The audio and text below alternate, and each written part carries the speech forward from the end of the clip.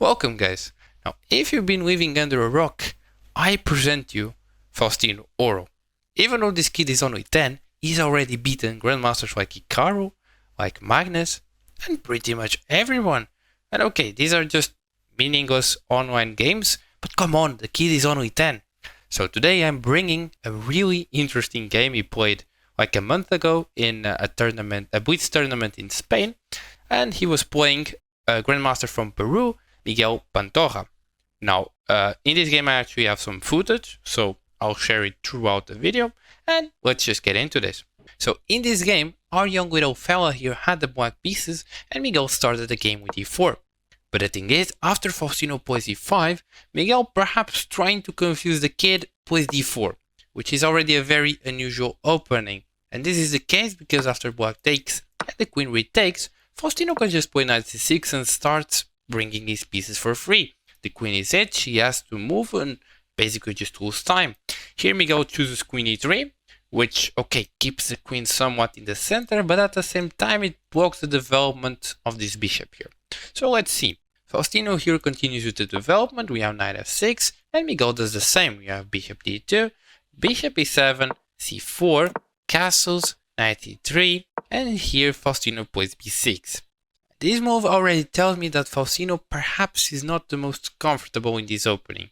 Because, okay, sure, he might want to fianchetto his bishop here, might also want to bring this bishop here, but if black isn't careful in these types of positions, white will just bring all his pieces to the king side and create a very dangerous attack. And that's exactly what Miguel starts to prepare. He castles his king, takes away the king to the queen side, and is now ready to push the pawns here and just to launch a terrific attack against the kid. Now Faustino here plays bishop c5, hitting the queen, but this only brings the queen closer to the king side. Here Faustino also tries bringing the rook to this open file, hitting the pawn, but Miguel simply protects, and this supports the cause of slowly pushing the pawns forward. Now Faustino here actually continues in a pretty interesting manner. He plays knight e4, and he starts playing proactively, doesn't want to be left behind.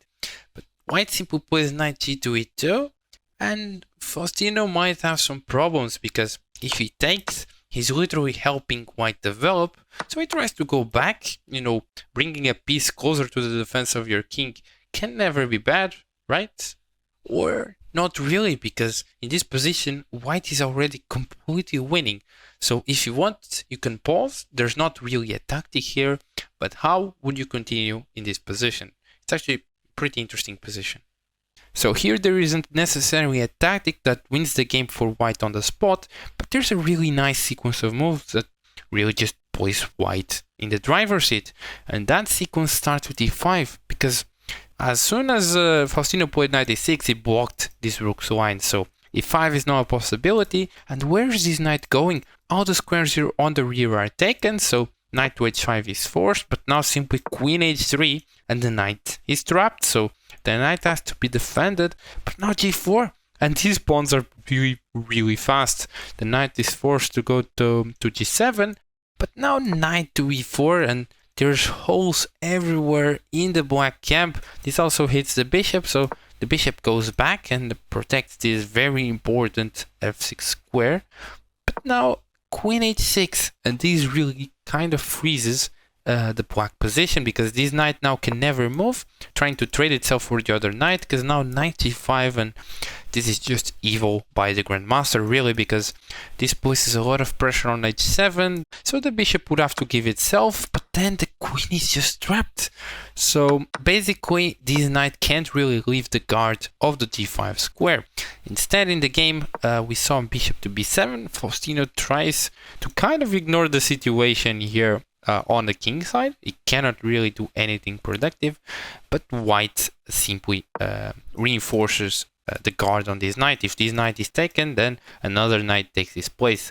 Here Faustino tries playing d6, I guess really just trying to untangle somehow, trying to get rid of this annoying pawn, but white doesn't even care, he just plays h4 and starts going ham on the king side. And as you can see by the kid's body language, he clearly isn't happy with his position. The position is concretely losing, but let's see if he can defend. After all, it's a blitz game, so everything can happen. Now here, Faustino takes the pawn, he doesn't see anything better, but h5, the plan for white is just so simple, there isn't really a lot to go wrong. Faustino tries to play g5, not allowing the file for the rook to open up. This would be chaotic, so obviously he tries to close, but now this pawn is extremely weak. So far everything is well protected, there's 3 pieces defending, 3 pieces attacking, and there's no way to exploit this discovery because this bishop take actually comes with a check, so in the end of the day black will just win a piece. But Miguel just tries to prepare this idea and plays bishop to e3. This exploits the discovery, and now if the queen moves, you can simply grab the pawn and just win the game. So Faustino tries to be tricky and blocks the line with knight to d4. However, this really doesn't help because it removes the defender nonetheless. So you have bishop takes on g5. He tries removing a knight. He plays bishop takes this knight, but again the other knight takes. And here Faustino is really in survival mode. He tries playing f4, trying to get rid of this knight. But first we have a trade. We have bishop takes on e7, hitting the queen. And after queen retakes, we have knight to f6. This actually comes with a fork, and Faustino is pretty much forced to play king to f7, right? If he goes here, this would be checkmate. King to f8 isn't necessarily better, so plays king to f7. And here Faustino gives the grandmaster the death stare. The 10-year-old clearly is pretty annoyed. It clearly means business, and he just like, come at me, bro. Are you gonna checkmate me or what? Basically, he's arguing that the grandmaster can't checkmate him. Let's see. Now here the grandmaster can't take the rook, and this is by far the safer option. But here, maybe even better, he tries taking this pawn here on h7 because he keeps this very annoying piece near the black king, and in combination with the queen and this pawn, maybe there's actually checkmate soon. Maybe this pawn will be pushed, the bishop is getting in. This seems so bad in practice for black. It's actually a very nice practical decision as well to keep the knight. And so much so that Faustino actually started panicking in this position, and he let his clock almost run out. He had 1 second on the board, and bam, he immediately played rook h8, and he dropped all the pieces on the queen side, trying to not run out of time because the players gain like 2 seconds per move. So he tried making that move as fast as he could, and he played rook to h8, just beating the knight and actually maybe gaining some space for the king to run.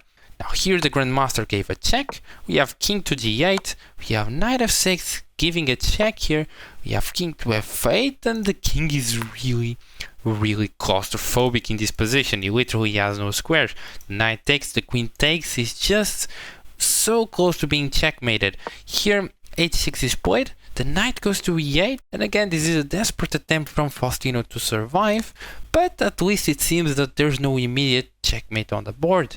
Now there's literally so many ways for white to win in this position. For example, trading here and even taking this pawn. For example, if a queen trade is offered, simply bishop d3 and the queen can never be taken because these pawns are pretty much unstoppable. Then the rooks are coming, and come on, the black king is literally dead. So in this position, you want to know how did white convert? Well, actually, the grandmaster from Peru flagged. He literally lost the track of time, and as soon as he was gonna make a move, it was too late, and he had lost by time.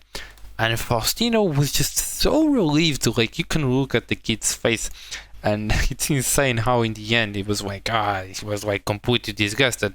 He already learned the behaviors of a real grandmaster. But yeah, actually Faustino went on to win the tournament, which had like 5 grandmasters. So this kid is just literally insane. I don't know if he's gonna be better than Magnus Carlsen, but he's definitely gonna be up there. So hope you guys enjoyed this pretty interesting blitz game. Definitely very emotional for our kid Faustino. But yeah, catch you guys on the next one. Bye.